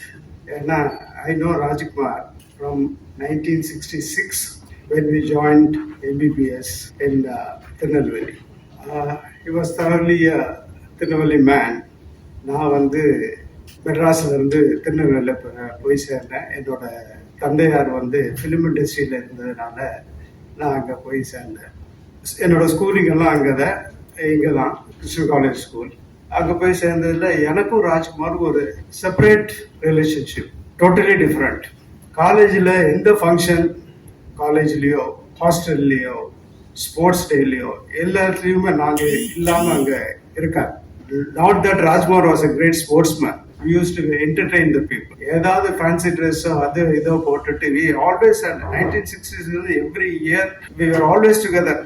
சம்பவம் அதுக்கப்புறம் ராஜ்குமார் டேம் எங்கே வந்தார் வந்து 73 started is clinic. I don't know, நீங்கள் யாருமே பார்த்துக்க மாட்டீங்க. அவர் எந்த மாதிரி ஒரு செட்டப்பில் ஸ்டார்ட் பண்ணான்னா ஒரு ஓடு போட்ட சின்ன ஒரு வீடு, இவங்க லாய்ட்ஸ் ரோடு எண்டில் இந்த மீனவ குடும்ப இதில் வந்து அவர் ஸ்டார்ட் பண்ணார். அப்போ நானும் இங்கே வந்து நானும் ஹவுஸ் சயின்ஸ் எல்லாம் முடிச்சுட்டு அடிக்கடி மீட் பண்ணுவோம். ராயப்பட்டாவில் நானும் அவரும் அடிக்கடி சந்திப்போம். அவர் டிசிஹெச் அங்கே தான் பண்ணார். அப்புறம் நான் வந்து அதுக்கு அன்ஃபார்ச்சுனேட்லி 70 நான் வரும்போது ராஜ்குமாரை மீட் பண்ணாமல் இருக்க மாட்டேன். மற்ற ஃப்ரெண்ட்ஸு யாரையும் சந்திக்கிறதுக்கு வாய்ப்பு இல்லை. இங்கே வந்து அதிகமாக யாரும் இல்லை அந்த டைம். ஒன்லி எங்கள் பேட்சில் இருந்தவங்க நானும் ராஜ்குமார் மாத்திரம் தான் மெட்ராஸில் செட்டில். எவ்ரி இயர் வந்து அவங்க அவன் அங்கே சாரி அவன் சொல்றதுக்கு slip of my time sorry. அவர் வந்து எங்கெங்க இருந்தாரு, எந்தெந்த வீட்டில் மாறினாரு, அங்கேருந்து எங்கே போனாரு. We use to be very honest and frank with so close to me. I really miss him very much.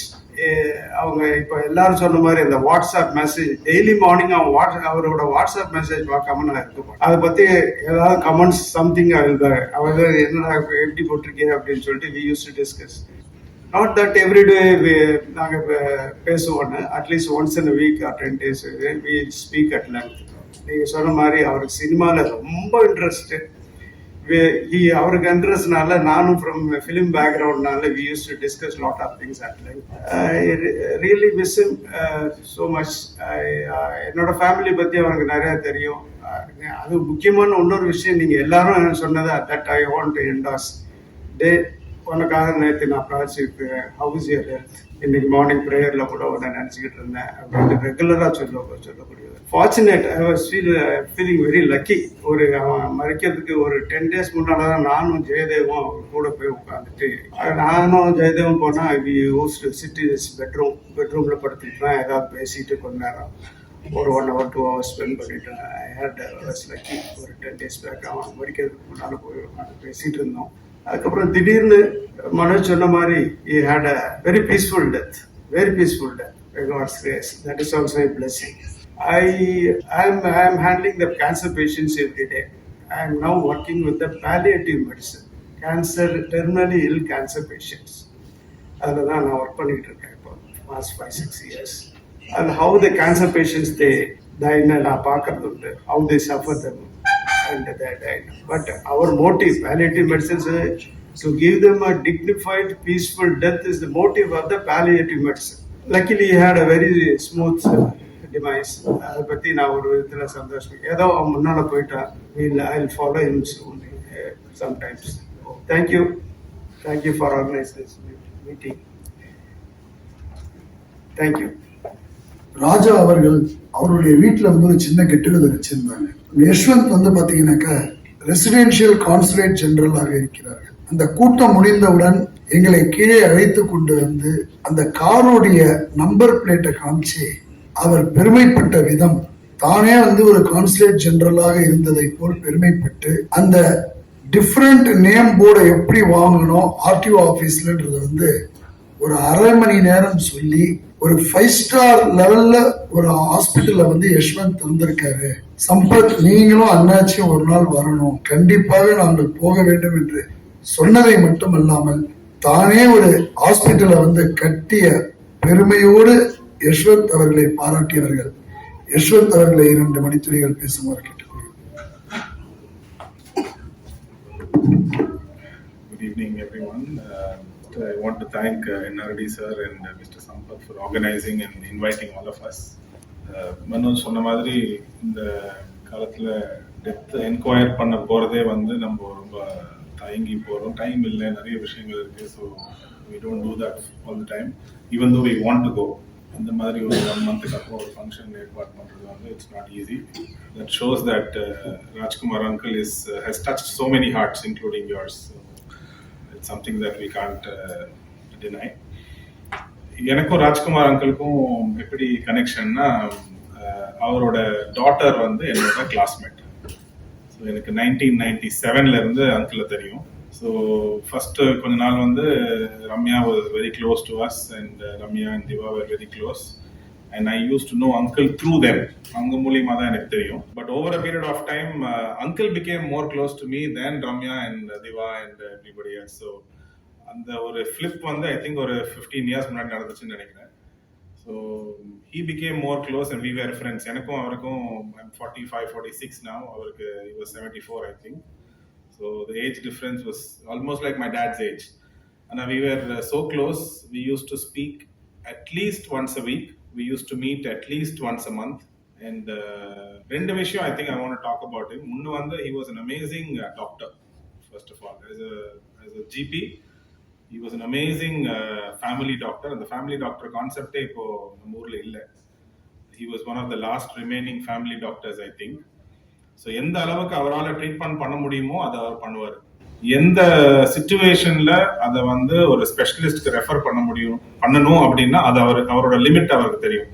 he will then refer you. அன்னெசரியா ரெஃபரும் பண்ண மாட்டாரு அண்ட் சேம் டைம் அவரால் முடியாத ட்ரீட்மெண்ட்டையும் அவர் பண்ண மாட்டாரு. ஸோ தட்ஸ் an amazing ஒரு trait. அது ஜென்ரலா டாக்டர்ஸ் வந்து அந்த அளவுக்கு இப்போ இருக்கிற doctors like many of you said அதை ஃபாலோ பண்ண மாட்டேங்கிறாங்க. ரெண்டாவது இப்ப இருக்கிற டாக்டர்ஸ் வந்து நாட் ஒரு கெட்ட விஷயமா நான் சொல்ல மாட்டேன், பட் அவங்களுக்கு இப்ப இருக்கிற டாக்டர்ஸ்க்கு இருக்கிற time constraint is very big problem. But அங்கிள பாத்தீங்கன்னா அவர் மெடிசனும் கொடுப்பாரு, பிரிஸ்கிரிப்ஷனையும் போன்ல அனுப்பிச்சிடுவாரு.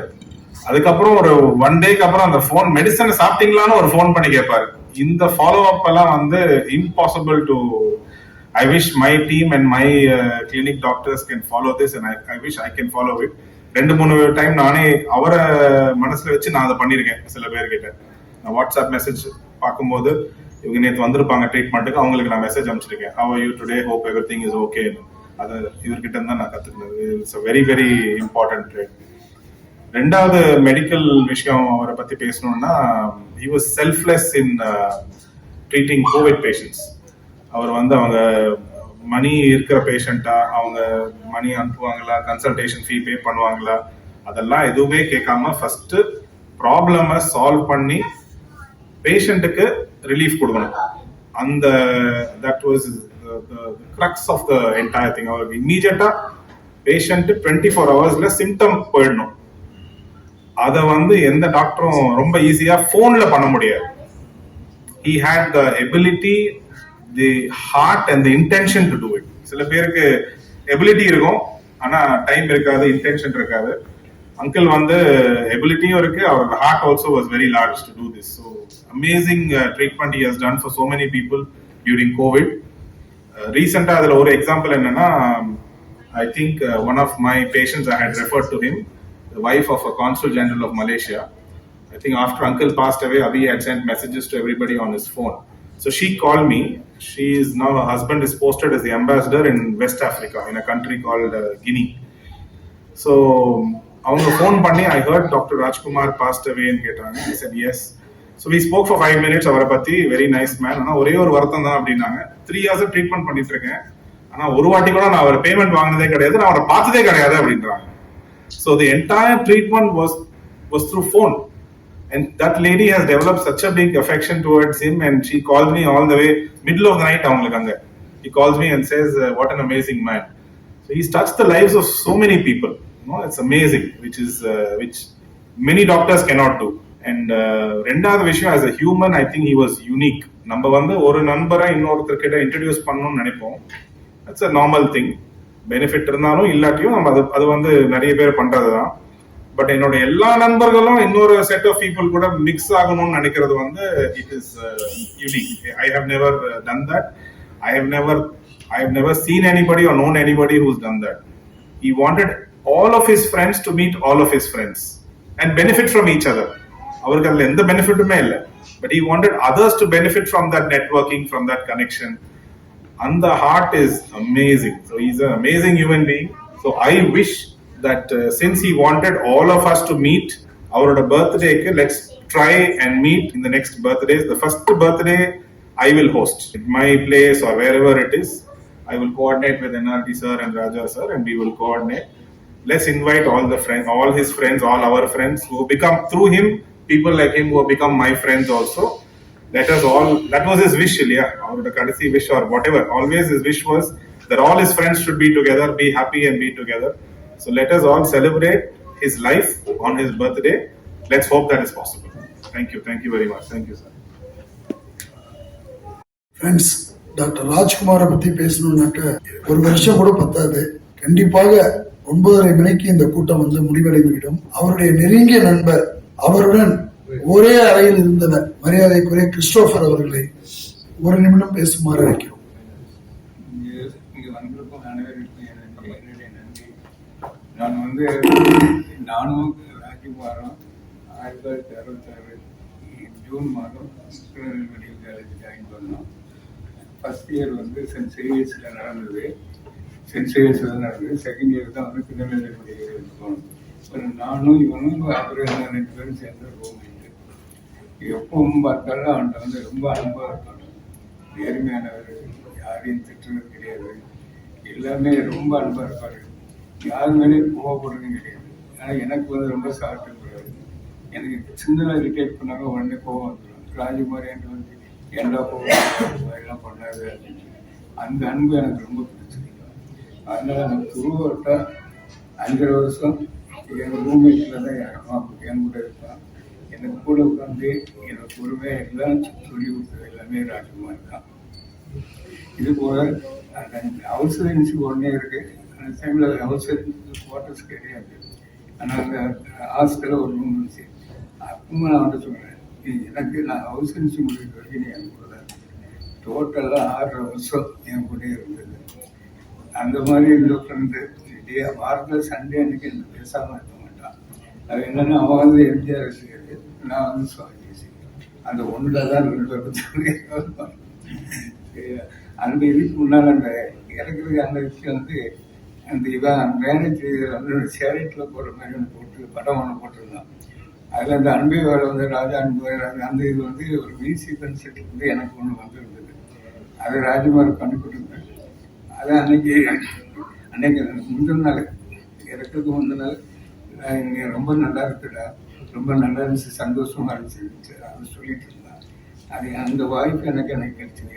8:40 நான் பேசியிருந்தேன். இல்லை அதே மாதிரி இன்னைக்கு நான் என்னுடைய கிராண்ட் டாக்டர் பர்த்டே தான் வந்தேன் அப்படின்னு சொல்லிட்டு இன்னைக்கு அப்பாவுக்கு ஞாபகம் வச்சுருக்காங்க, நீ வரணும் அப்படின்ட்டு. அப்புறம் அவங்க பர்த்டே நீங்கள் நாளைக்கு கொண்டாடி நேர்மையானவர். அவர் பேசும்போது நீங்க கவனிச்சிருப்பீங்க, எனக்கு பொய் பேசுறது எப்படின்னு தெரியாது. மனதில் பட்டதை நான் வெளிப்படையாக பேசிவிடுவேன். மற்றவர்களுடைய மனது சங்கடப்படுகிறதா என்று கூட நான் பார்க்க மாட்டேன். ஆனால் எதையுமே வெளிப்படையாக செய்வேன் என்று ஆணித்தனமாக சொல்லக்கூடிய அற்புதமானவர். நீதியரசர் பேசாமல் இருந்தால் நன்றாக இருக்காது. நீதியரசர் பாஸ்கரன் அவர்களை அழைக்கிறோம். அனைவருக்கும் வணக்கம். இந்த ராஜ்குமாரை குறித்து பேசுவது என்றால், அவர் இருந்த பொழுது அவரோடு இரவிலே உரையாடி எப்படி நீண்ட நேரம் நம்முடைய நண்பர் கூறியது போல மறுநாள் காலை வரை கூட தொடர்ந்து நடக்குமோ அதுபோல அவர் பற்றி பேசுவது என்றால் இந்த இரவு முழுவதும் பேச முடியும். அத்தகைய ஒரு உயர்ந்த உள்ளம் கொண்ட மனிதர், அன்பிற்கு அடையாளமாக திகழ்ந்தவர். நட்புக்கு இலக்கணம் என்றால் அவரை போன்று இனி ஒருவர் கிடைப்பாரா என்று சந்தேகம் பட வேண்டியதில்லை, கிடைக்க மாட்டார் என்றே உறுதியாக கொள்ளலாம். அந்த அளவிற்கு நட்பிற்கு முக்கியத்துவம் கொடுத்தவர். நான் எனக்கு முன்னால் பேசிய மருத்துவர்கள்லாம் கூறியது போல மருத்துவத்துறையை தாண்டி பல துறைகளிலும் அவருக்கு நண்பர்கள் இருந்தார்கள். நம்ம டாக்டர்.Yashwanth கூறியது போல அவரோடு பழகிற அனைவரும் அவரோடு இருக்கின்ற மற்ற நண்பர்களோடு பழக வேண்டும் என்கிற உணர்வு கொண்டவர். ராமேஸ்வராஜா அவருடைய வீட்டில் தான் எனக்கு அவர் முதல் அறிமுகமானார். அவருடைய அறிமுகத்தின் மூலம் எனக்கு பல நண்பர்கள், இன்றைய தினம் இங்கே இருக்கின்ற அனைவருமே அவர் மூலம் எனக்கு கிடைத்த நண்பர்கள் தான். உங்களுக்கு எல்லாம் தெரியும், நம்முடைய டாக்டர் பேட்ரிக் அவர்கள் எவ்வளவு சீனியர் டாக்டர், எவ்வளவு அப்பாயின்மெண்ட் வாங்குவது சிரமம் என்று. முதலாக என்னுடைய மகள் அமெரிக்காவில் இருந்த போது ஏதோ பார்க்க வேண்டும் என்றால் அப்பொழுது இவரிடம் பேசிய போது கூறினேன், சார் இந்த மாதிரி அவர்கிட்ட பார்க்கலையே அப்படின்னு, பார்க்கணுமே அப்படின்னு. அடுத்த ஒரு அரை மணி நேரத்தில் மறுபடியும் என்னை தொலைபேசி அழைத்து நீங்க நாளை காலம் போய் அவரை பாருங்க அப்படின்னு டாக்டர் ராஜ்குமார் அவர்கள் எனக்கு கூறினார். அதே போன்று ஒரு நட்பிற்காக அவரால் முடிந்த எதையும் எந்தவித தூண்டுதலுமின்றி உடனடியாக செய்யக்கூடிய ஒரு அருமையான மனிதர். நேற்று தினம் என்னாரே அவர் எனக்கு அழைத்து போனில் அழைத்து நீங்க வர வேண்டும் என்று கூறினார்கள்.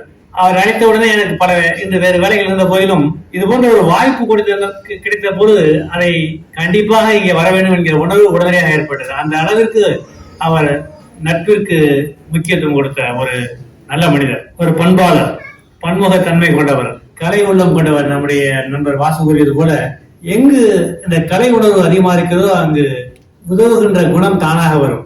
அந்த வகையிலே அடுத்தவர்களுக்கு உதவி புரிய வேண்டும், அதுவே தன்னுடைய பணி என்று நினைத்திருந்தவர், பயம் என்பதை அறியாதவர். அவரோடு இருந்தால் நமக்கும் அந்த மகிழ்வு என்பது தொடர்ந்து நம்மை பற்றி கொள்ளும். அத்தகைய ஒரு உணர்வு உண்டாக்கக்கூடிய ஒரு உயர்ந்த மனிதர். அவரை பற்றி கூறுவென்றால் ஒரே வார்த்தையில் கூறலாம், அவரால் எதையும் எப்பொழுதும் யாருக்காகவும் செய்ய முடியும், சாதிக்க முடியும், செய்ய வேண்டும் என்று நினைக்கக்கூடியவர். அந்த உணர்வை நமக்கு உண்டாக்கக்கூடிய தன்மையும் உடையவர். அவரோடு பழகியதை நாம் நினைவு கூறுகின்ற வகையிலே அனைவரிடமும் நட்பு காணட்டும், அனைவருக்கும் உதவுவோம் என்கிற உணர்வை நாம் உள்ளத்திலே நிறுத்தி அவருக்கு என்னுடைய இரங்கலை தெரிவித்து வாய்ப்புக்கு நன்றி கூறி நிறைவு செய்கிறேன். எங்களை ஆறாத்துயரில் ஆழ்த்தி சென்றீரே, கலையாத நினைவுகளுடன் உதிரும் கண்ணீர் பூக்களால் அர்ச்சித்து உங்கள் ஆத்மா சாந்தி அடைய எங்கள் கண்ணீர் துளிகளை காணிக்கையாக்குகின்றோம். அன்புக்கும் பண்பிற்கும் ஒரு தாயாய் ஆளாகி இப்புவியில் பெருமை சேர்த்து இல்லறத்தில் இன்பமாய் வாழ்ந்து நல்லறத்தில் ஆண்டுகள் பல கழிந்து இன்புற்று வாழும் காலம் இறைவனுக்கும் இனி போதும் என்று ஆகிவிட்டதென்றோ. விதியின் வினை பயனால் விண்ணுலகிற்கு சென்று விட்டீர்களே. அன்பான பேச்சு, பண்பான குணம், பாசமுடன் அரவணைக்கும் உயர்ந்த உள்ளம் கொண்டவரே, உங்கள் பிரிவால் துயரும் பிள்ளைகள் மற்றும் பேர பிள்ளைகளுக்கு ஆறுதல் கூறுவதுடன் ஆண்டவனை பிரார்த்திக்கிறோம். டாக்டர் ராஜ்குமார் ஒரு கனிவான மற்றும் மென்மையான மாமனிதர். அவர் எப்போதும் மற்றவர்களை தனக்கு சொந்தமானவர்களாகவே நடத்தினார். அவரது ஆன்மா சாந்தி அடைய பிரார்த்திக்கின்றோம். அனைவரும் ஒரு நிமிடம் எழுந்து நின்று பிரார்த்தனை செய்யுமாறு கேட்டுக்கொள்கிறோம். எல்லோருக்கும் வணக்கம். முதல்ல எல்லாரும் சொன்ன மாதிரி கண்டிப்பா எல்லாருக்குமே இது கண்டிப்பா ஒரு பெரிய லாஸ். எல்லாரோட எனக்கு இது வந்து பர்சனலா it's a very big loss to me. But at the end of the day நான் பார்க்கும்போது கடவுள் வந்து எவ்வளவு ஆசீர்வாதமா அப்பா கூட இருந்திருக்காருங்கிறதுக்கு, எவ்வளவு ஆசீர்வாதங்களை கொடுத்துருக்காருங்கிறதுல எனக்கு சந்தோஷமா இருக்குது. இதுல not every one gets a life like this. அது நிறைய பேர் சொல்லி நான் கேள்விப்பட்டிருக்கேன். இது வந்து professionally what ever may be the things, the way he can help people and also அவங்களுக்கு அவங்க நினைச்ச மாதிரி வாழ்க்கை கடைசி நிமிஷம் வரைக்கும் அவங்க வாழ்ந்ததில்ல. அது கடவுள் அதுக்கு அதை கொடுத்ததுக்கு அந்த கிருபைக்காக I am thanking God for everything. ஏன்னா அவங்க வந்து எப்பவுமே எல்லாரும் சொன்ன மாதிரி தான் அடுத்தவங்களுக்காகவே ஓடுன்னு ஓடிட்டே தான். நான் இப்போ நிறைய வாட்டி நான் பார்த்துருக்கேன். அப்பா வந்து ஈஸியா ஒரு 15 hours 18 ஹவர்ஸ்லாம் ஈஸியா ப்ராக்டிஸ் பண்ணிட்டே இருப்பாங்க. நிறைய வருஷங்களை கூட பார்த்துருக்கேன். ஸோ நான் அப்பா கூட இருந்தா கூட எனக்கு வந்து நிறைய எனக்கு அவங்ககிட்ட பேசுறதுக்கு ரொம்ப டைம் கிடைக்காது, ரொம்ப கம்மி தான். பட் இந்த லாஸ்ட் அந்த காவேரி ஹாஸ்பிட்டல் நடந்த ட்ரீட்மெண்ட்டுக்கு நான் கூடயே போயிட்டு இருந்தேன். ஸோ அது ஆக்சுவலா பாத்தீங்கன்னா அந்த ஒரு 3 மாசம் வந்து எனக்கு அவங்க கூடயே டெய்லி போயிட்டு டெய்லி ஒரு 5 hours நான் ஸ்பெண்ட் பண்ணிட்டு இருந்தேன். ஸோ எனக்கு அது வந்து எனக்கு கடவுளா கொடுத்த ஒரு இது மாதிரி நான் நினைச்சுப்பேன் எப்பவுமே. ஏன்னா எனக்கு அதுக்கு முன்னாடி வீட்டில் இருக்கும்போது எப்பவுமே ஃபோனு, பேஷண்ட்ஸ் வருவாங்க போவாங்க, ஃப்ரெண்ட்ஸ் வருவாங்க. Always is very busy in his profession. So எனக்கு வந்து கடவுள் கொடுத்த ஒரு பெரிய பாக்கியமா நான் நினைச்சுப்பேன் எப்பவுமே. சரி, அவங்கள கடைசி வரைக்கும் கூட போயிட்டு வந்தது இல்லை. பட் அவங்க வந்து இப்போ நிறைய விஷயங்கள் பண்ணியிருக்காங்க. பட் அது கூட கண்டிப்பா முடியாம, தோ மெடிக்கலி என்னால அதை கண்டினியூ பண்ண முடியாதுன்னா கூட the other aspects like how to love each other, அதுக்கு மாதிரி how to help each other, அந்த மாதிரி qualities definitely I would like to continue where he has left. கண்டிப்பா. ஸோ அதுக்கு வந்து என்னோட எல்லா முயற்சிக்கும் நான் கடவுள்கிட்ட I'm hoping that he gives me strength for proceeding further. அதே மாதிரி இந்த மாதிரி ஒரு ஒகேஷன் நீங்க சொன்ன மாதிரி எல்லாரும் 1 month கழிச்சு இந்த மாதிரி ஒரு பிஸி டே, எனக்கு every Saturday it's a busy day for everybody. So இந்த மாதிரி ஒரு கூட்டத்துக்கு இப்பெல்லாம் வரும், இவ்வளவு பேர் வந்திருக்கிறது எனக்கு that shows how much love and affection you all have towards it. So அதனால இந்த எனக்கு சீரியஸா எங்க அக்காவை நான் மிஸ் பண்றேன். நான் இன்னைக்கு வந்தது கொஞ்சம் லேட்டாக வந்ததுக்கே ஒரு ரீசன் வந்து அவங்க இன்னைக்கு தான் ஊர் கிளம்புறாங்க. So I wish you was here. அது மாதிரி என்ஆர்டி அங்கிளுக்கும் சம்பத் அங்கிளுக்கும் என்னோட heartfelt thanks for making this happen today. எனக்கு தெரியும் அப்பாவுக்கு இந்த மாதிரி ஒரு ஃபங்க்ஷன்னா அவங்க எவ்வளவு குதிச்சுட்டு இருப்பாங்க தெரியும். ஸோ அதனால லைக் அதாவது இந்த மாதிரி ஒரு வீட்டுக்கு ஒத்தரை கூடனா கூட அவங்க வந்து அவ்வளோ ஒரு ஒரு குஷியா இருவாங்க. அது சாப்பாடு பண்றதா இருக்கட்டும், அவங்களுக்கு இன்வைட் பண்றதா இருக்கட்டும், ரிமைண்ட் பண்றதா இருக்கட்டும், யூ கெட் சோ எக்ஸைட்டட். அதே மாதிரி ஒருத்தவங்க வீட்டுக்கோ உங்க ஃப்ரெண்ட்ஸுக்கோ அவங்க ஃபேமிலி லைஃப் இதுக்கோ யாருக்காவது ஒருத்தருக்கு வந்து ஒரு நல்லது நடந்தாலும் அது வந்து அவங்க எனக்கு தெரிஞ்ச அவங்க ஃப்ரெண்ட்ஸ் லெவல் எல்லாத்தையும் அதை பத்தி பேசுவாங்க. He likes to tell proud things about like all his the good things that is happening for the people around him. So அந்த மாதிரி நிறைய qualities I like to take it from him. அது மாதிரி maximum என்னால முடிஞ்சது I try to continue whatever that he has left. So I'm very thankful for God for giving for a life and a father like dr.J.P. Rajkumar. So I'm very thankful for God for this life. And once again I thank everyone for coming on this particular day. Thank you so much. பேசும்போது சொன்னார்கள், doctor Rajkumar இங்கே தான் இருக்கார் அப்படின்னாரு. அவர் விருப்பப்படியே ஒரு சிறிய விருந்து வந்து இங்கே வந்து ஏற்பாடு செய்யப்பட்டிருக்கிறது. அனைவரும் இருந்து சாப்பிட்டு விட்டு செல்லுமாறு பணியுடன் கேட்டுக்கொள்கிறோம். அதே போல இந்த நிகழ்ச்சி வந்து நடப்பதற்கு வந்து முழு காரணமாக இருந்தவர் என்ஆர் தனபாலன் அவர்கள். ஒரு நாள் கார்ல வரும்போது சொன்னாங்க, தம்பி டாக்டருக்கு ஒரு புகைப்படம் வந்து திறக்கக்கூடிய விழாவை வந்து ஏற்பாடு செய்ய வேண்டும். இன்னும் நான் வந்து ரொம்ப மனவேதனையுடன் இருக்கிறேன் என்று சொன்னபோது நான் ராமகிருஷ்ண ராஜா அவர்களை தான் தொடர்பு கொண்டேன். அவர்கள் சொன்னார்கள், சம்பத் தயவு செய்து நீங்க வந்து ஏற்பாடு பண்ணணும். ஞாயிற்றுக்கிழமை அமெரிக்காவுக்கு போறேன், சனிக்கிழமை பண்ணினா ரொம்ப இதா இருக்கும்னு சொன்னாங்க. அவர் பேசணும்னு கேட்கும்போது நான் வந்து பேசினால் அழுது விடுவேன் என்று சொன்னார்கள். அவர்களுடைய சார்பாகவும் ஆழ்ந்த இரங்கலை தெரிவித்துக் கொண்டு இந்த கூட்டம் நிறைவடைகிறது என்பதை தெரிவித்துக் கொள்கிறேன். அவருக்கு அஞ்சலி செலுத்துபவர்கள் வந்து அஞ்சலி செலுத்தலாம். மிகவும் நன்றி.